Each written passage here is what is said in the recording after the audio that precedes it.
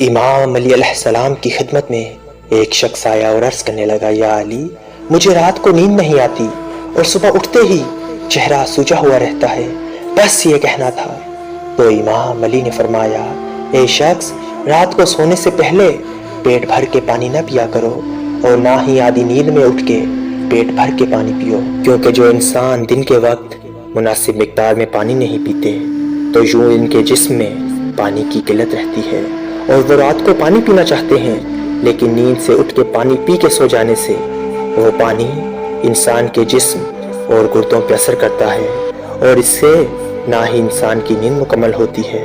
اور نہ ہی انسان کا جسم سکون پاتا ہے، اور صبح اٹھتے ہی اس انسان کا چہرہ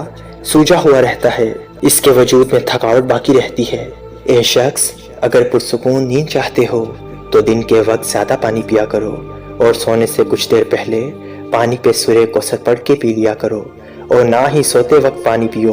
اور نہ ہی نیند سے اٹھ کے بیچ میں پانی پیو، اور اگر رات کو بہت زیادہ پیاس لگے